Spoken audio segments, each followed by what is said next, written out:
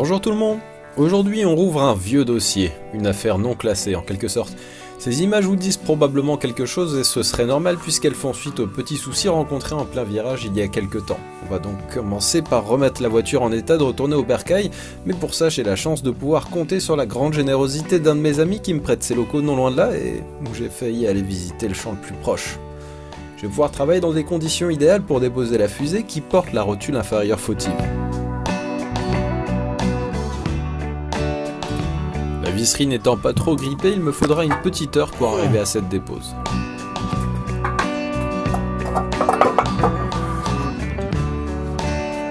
Voilà le milieu déposé. Et la petite fautive. Là il devrait y avoir une rotule. Et en fait elle est restée gentiment ici. Ce qui n'est pas tout à fait normal. Je laisse la patiente sur son lieu d'opération et dois attendre quelques jours pour recevoir 2 rotules neuves. Je vais déjà monter celle-ci qui m'empêche de rouler avec une méthode non conventionnelle, non documentée, et que je vous déconseille pour peu que vous ayez une presse ou un garagiste compréhensif qui voudra bien vous déposer et remonter cette pièce relativement difficile à remplacer. Ici j'utilise un jeu de pièces normalement conçu pour le montage des joints SPI mais qui est finalement utile dans plein de situations. Voilà une méthode qui va utiliser à bon escient la colère ressentie contre cette maudite japonaise qui avait sournoisement tenté de me supprimer. La difficulté est de l'enquiller jusqu'au bout pour pouvoir mettre en place le circlip qui verrouille la pièce en place. J'imagine qu'il y a dû y avoir des problèmes avec cette rotule car la première version montée en usine est juste engagée en force. Le lendemain, je ramène la superbe voiture de prêt à son propriétaire et me prépare à montrer à Miss Prélude qui commande par ici. Nous voilà prêts à affronter le match retour. On a de la chance aujourd'hui, il fait super beau. De bon matin, ça fait plaisir ce petit soleil. Allez, encore un petit peu de route, puis on va pouvoir monter la pièce qu'on a remis en état hier après-midi. Finalement, c'est allé assez vite. Mais bon, jamais assez. Allez, à tout de suite.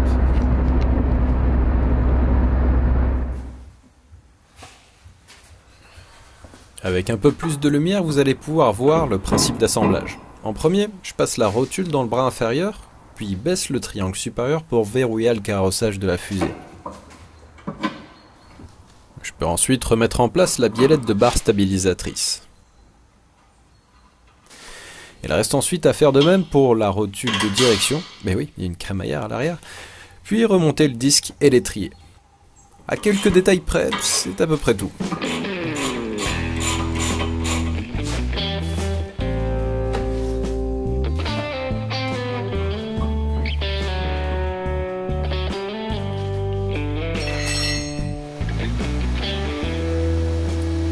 L'enjeu à ce moment est de réussir à savoir si cette mésaventure a abîmé d'autres pièces. La fusée, la jante, ou pire, la crémaillère arrière.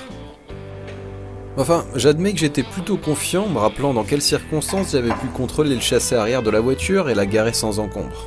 Le plus difficile ensuite a été de monter la voiture sur plateau puisque la roue arrière avait dès lors systématiquement tendance à vouloir prendre son indépendance. Heureusement, les agriculteurs locaux sont bien fournis en fil de fer et j'avais pu stabiliser un montage provisoire, non sans mal. Après avoir rampé copieusement sous la voiture, évidemment.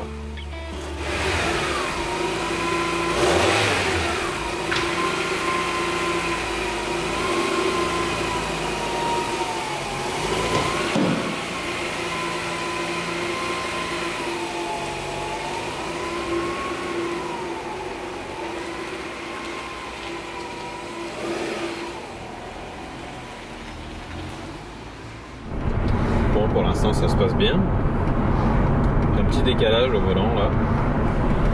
Ça tire un peu... Non, ça tire pas vraiment à gauche ou à droite, c'est simplement que le volant est décalé. Et... Bon, en tout cas c'est lié à l'arrière. Je me demande si le 4W, ce qui s'est mis en défaut de nouveau, ne serait pas décalé par rapport à... J'en sais rien. À voir en tout cas. Mais bon, le principal c'est qu'elle rentre au bercail sans trop de mal, c'est assez bien passé. Et j'espère que ce sera bientôt vite oublié, mais il y a 2-3 petites choses à faire, puisque vous voyez en ABS reste allumé, donc le capteur à mon avis au niveau de son faisceau il a dû prendre cher, parce que ça a mis sous tension les câbles. Mis à part ça, le reste a l'air d'aller. Donc, on s'en tire bien.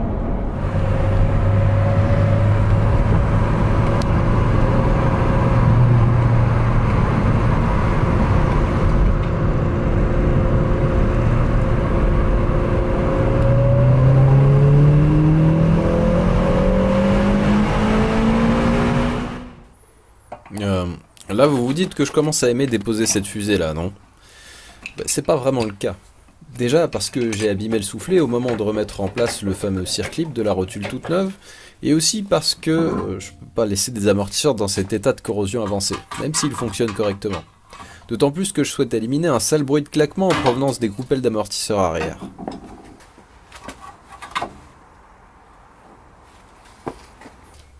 Vu l'état préalable du soufflet, je me permets de l'attaquer sans trop de ménagement. Au point où on en est, ça ne changera plus grand chose.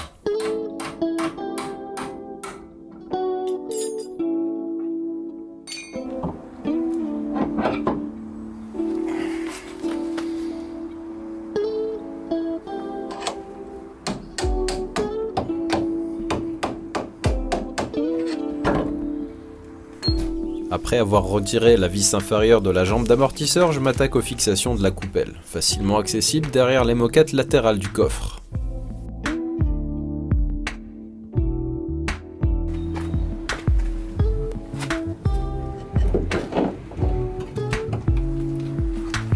Même opération côté opposé, correspondant à la fusée qui va recevoir également une rotule inférieure neuve. Notez que j'ai dû abréger les souffrances de la biellette de barre stabilisatrice. Paix à son âme. Et maintenant vous pouvez voir durant cette scène que finalement, entêtement, violence et défoulement peuvent permettre de faire des progrès. En témoigne également cette nouvelle séance de yoga. Maintenant on peut passer au remplacement des amortisseurs. Faut monter les ressorts sur les jambes de force neuves puisque j'ai choisi de ne pas les remplacer. Tout comme les butées et cache-poussières puisqu'ils sont en super état. Quoique je devrais plutôt avouer que j'ai oublié de les commander. Afin de vous éviter d'écrire un long commentaire plein d'esprit sur cette scène, je m'occupe moi-même de faire remarquer à tout le monde qu'on pourrait aisément la détourner à de mauvaises fins. Par ailleurs, ce que vous avez sous les yeux, c'est ce que j'ai choisi pour remplacer les compresseurs de ressort que j'ai appris consciencieusement à détester au fil des utilisations.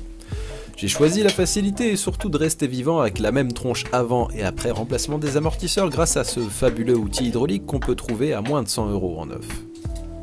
Là, vous assistez au moment important durant lequel un type met en place les cils en bloc de coupelle neuf.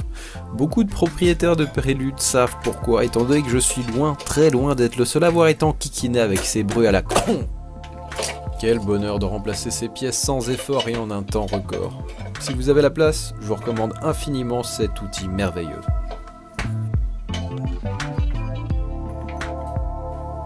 Voilà, on en a fini avec eux. Par contre, les rotules inférieures, pas tout à fait. Et oui, l'histoire du soufflet abîmé. Alors, rotule neuve avec soufflet abîmé, on fait quoi? On commence déjà par de nouveau séparer la fusée de son moyeu et on sort le carton rempli de soufflets universels de rechange en cherchant le modèle de remplacement qui correspond. Ensuite, on fait le nécessaire pour ne pas défoncer cette pièce de caoutchouc neuve avec des circlips de maintien qui n'ont qu'un but dans la vie, dirait-on, lui faire la peau.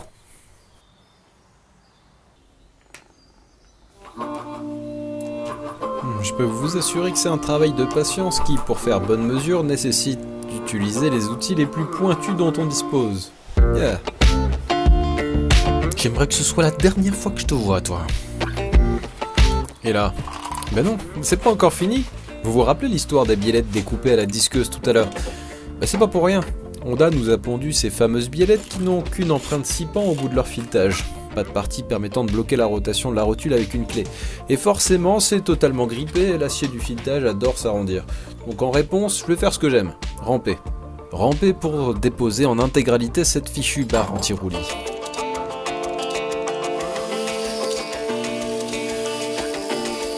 Je commence ensuite par le côté gauche en amputant la biellette. Ça me laisse maintenant la place de passer l'ensemble entre le châssis et le silencieux de l'autre côté. Je vais maintenant passer un nouveau mauvais moment avec ma disqueuse et ma massette comme seuls amis.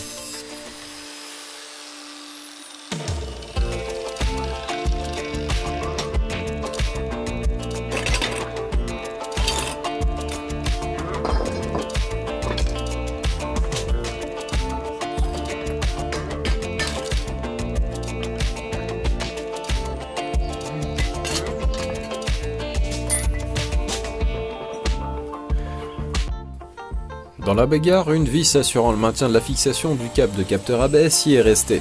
Les joies du perçage et du taraudage. Par ailleurs, j'ai commandé un capteur ABS 9 puisque, comme je l'ai dit plus tôt, l'un d'entre eux n'a pas aimé la blague de la rotule inférieure démise en plein virage. Mais là, on assiste à un petit miracle. J'ai fini de galérer et je peux enfin remonter toutes ces pièces que je veux plus voir. Avec des billettes neuves qui deviendront peut-être le problème de quelqu'un d'autre dans 15 ans. Oui, quelqu'un d'autre, ça c'est sûr.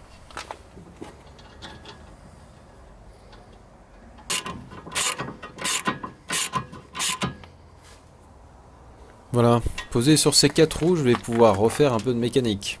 Remplacement du distributeur d'allumage avec son joint et le doigt qui va avec.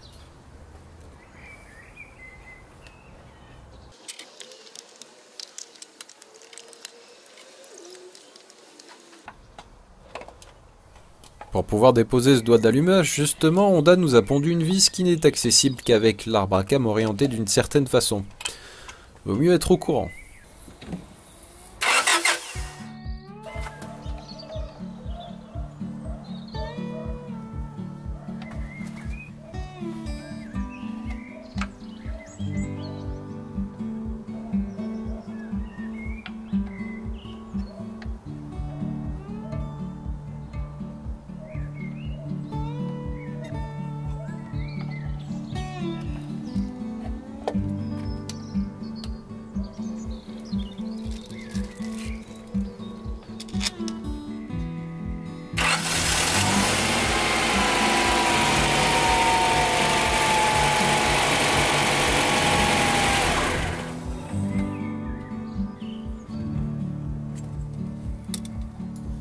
Tant qu'on est dans le coin, je vais en profiter pour nettoyer la vanne EGR, qui, vu le kilométrage, doit être bien fournie en suie. Ah oui.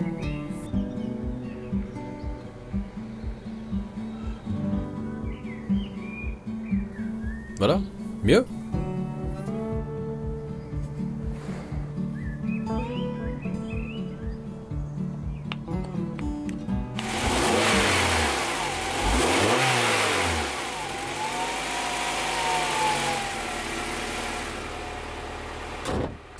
Maintenant qu'on s'est bien amusé avec les trains roulants, que j'ai fait faire une géométrie et que tout fonctionne parfaitement, je vais pouvoir passer de joyeux moments à m'occuper du problème majeur qui touche la plupart des anciennes productions japonaises.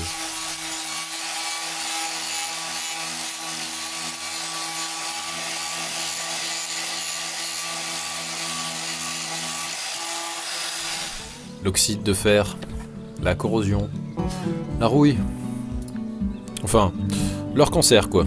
Alors, on se retrouve bientôt pour la suite des opérations. Bye!